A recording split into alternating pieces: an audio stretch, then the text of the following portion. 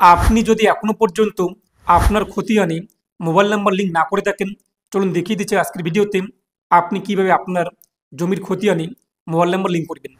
যদি mobile number link করা থাকে, কোন মোবাইল নাম্বার লিঙ্ক রয়েছে আপনি কিন্তু চেক করতে পারবেন। তার পাশাপাশি চাইলে আপনি কিন্তু সেই মোবাইল নাম্বারটিকেও পরিবর্তন করতে পারবেন। তো স্টেপ বাই স্টেপ দেখিয়ে দিচ্ছি আজকের ভিডিওতে। আর আপনি যদি এখনো পর্যন্ত ভিডিওতে লাইক না করে থাকেন, অবশ্যই লাইক করে দিন। এর পাশাপাশি চ্যানেল সাবস্ক্রাইব করে পাশের বেল ক্লিক করে নোটিফিকেশন করে রাখুন পরবর্তী ভিডিও সবার আগে পাওয়ার জন্য। আর আপনি যদি ভিডিওটি ফেসবুক পেজে দেখে থাকেন, অবশ্যই ফেসবুক পেজটিকে ফলো করুন। আর অবশ্যই ভিডিওটি প্রত্যেককে শেয়ার করে জানিয়ে দিন। ভিডিও ডেসক্রিপশন বক্স এবং কমেন্টে থাকা লিঙ্কে ক্লিক করতেই আপনি কিন্তু সরাসরি এই পোর্টালে আসতে পারবেন।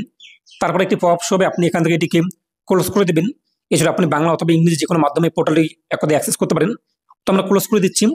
আমরা যেহেতু নতুন, তাই প্রথমত আমরা রেজিস্ট্রেশন করব। এই যে উপরে আপনি দেখতেই পাচ্ছেন সাইন ইন এবং সাইন আপ দুটো অপশন রয়েছে। প্রথমত আমরা কি করবো, এখানে রেজিস্ট্রেশন করব, তাই সাইন আপ এখানে আমরা ক্লিক করব। এরপর এখানে আপনি আপনার ফার্স্ট নেম, মিডল নেম থাকলে মিডল নেম উল্লেখ করবেন, নাহলে লাস্ট নেমে পদবি বসিয়ে দেবেন। এরপর আপনার গার্জিয়ানের নাম উল্লেখ করে দেবেন, অ্যাড্রেস উল্লেখ করে দেবেন, ইউজার টাইপ থেকে আপনাদের সিটিজেন এটা উল্লেখ করা থাকবে। নিচে আপনি পৌরসভা উল্লেখ করবেন, নাহলে ফাঁকা রাখবেন। পুলিশ স্টেশন উল্লেখ করে দেবেন। তারপর ডিস্ট্রিক্ট কী রয়েছে, পিনকোড কত রয়েছে তা বসিয়ে দেবেন।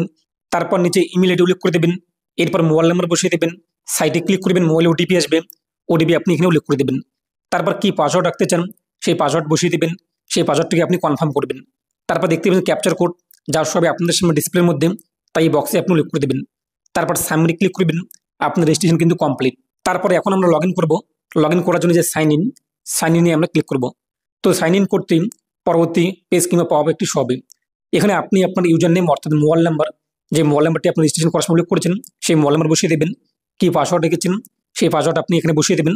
ক্যাপচার কোড যা শো হবে তা বসিয়ে দেবেন। তারপর নেক্সট, তো নেক্সটে ক্লিক করবেন। তো আপনার মোবাইলে কিন্তু ওটিপি চলে আসবে, ওয়ান টাইম পাসওয়ার্ড। তো সেই ওটিপি আপনি এখানে বসিয়ে দেবেন। তারপর হচ্ছে সাবমিট।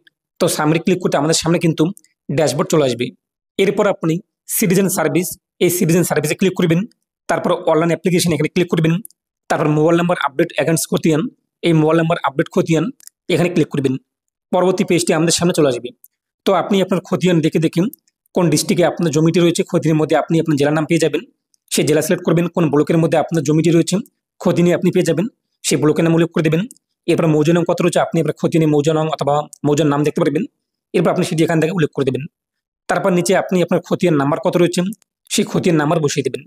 তারপর হচ্ছে ভিউ, এই ভিউ আপনি ক্লিক করবেন।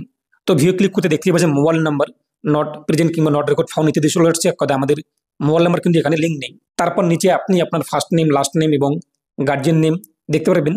এবং পাশে দেখতেই পাচ্ছেন যে আমাদের মোবাইল নাম্বার এই খতিয়ানে কিন্তু এক কথা লিঙ্ক নেই। যদি লিঙ্ক থাকতো তাহলে আমাদের এখানে কিন্তু মোবাইল নাম্বারটি শো হতো এবং আপনি চাইলে সেই মোবাইল নাম্বারটিকে পরিবর্তন করতে পারতেন। তো যে মোবাইল নাম্বার আপনি লিঙ্ক করতে চান কিংবা পরিবর্তন করতে চান সেই মোবাইল নাম্বার আপনি এখানে বসিয়ে দেবেন। তারপর সাইডে ক্লিক করবেন, আপনার মোবাইলে কিন্তু ওটিপি আসবে, সেই ওটিপি আপনি ইন্টার ওটিপির বক্সে উল্লেখ করে দেবেন। তারপর দেখতেই পাচ্ছেন update self attested government ID proof. তো এখন আপনি এখানে কিন্তু একটি সরকারি পরিচয়পত্র আপলোড করতে হবে এবং সেই সরকারি পরিচয়পত্রের নিচে আপনাদের সিগনেচার করতে হবে। সরকারি পরিচয়পত্র বলতে আপনাদের আধার কার্ড হতে পারে, ভোটার কার্ড হতে পারে, আপনাদের রেশন কার্ড হতে পারে, প্যান কার্ড হতে পারে, ড্রাইভিং লাইসেন্স হতে পারে। তো সেরকম একটি ডকুমেন্টস আপনি জেরক্স করবেন এবং জেরক্সের নিচে আপনি সিগনেচার করবেন এবং সেটিকে পিডিএফ ফাইলে 2 MB মধ্যে আপলোড করে দেবেন। তারপরে সাবমিট, তো সাবমিট ক্লিক করবেন। তো সাবমিট করতে আপনার আবেদন কিন্তু কমপ্লিট হয়ে যাবে। যদি অনেক সময় সার্ভার ইরোর কিংবা অন্য কিছু লেখা শো হয়ে থাকে এখানে পাওয়া, তাহলে আপনি কিছুক্ষণ পর ট্রাই করবেন, তাহলে কিন্তু হয়ে যাবে। যখন আপনি এটি সাবমিট হয়ে যাবে তারপর আপনি 1 সপ্তাহ কিংবা 10 দিন পর চেক করবেন একই রকম পদ্ধতি ফলো করি এখানে আসার পর, এবং ভিডিও ক্লিক করতে দেখে নিতে পারবেন যে আপনার মোবাইল নাম্বার এখানে লিঙ্ক হয়েছে কিনা। তো আপনি কিন্তু এইভাবে খুব সহজে আপনার খতিয়ানের সঙ্গে মোবাইল নাম্বার লিঙ্ক অথবা আপডেট কিংবা পরিবর্তন করতে পারবেন। তো এই নিয়ে আপনি মতামত কমেন্টে পেশ করবেন আর অবশ্যই ভিডিওটি প্রত্যেকে শেয়ার করে জানিয়ে দেবেন।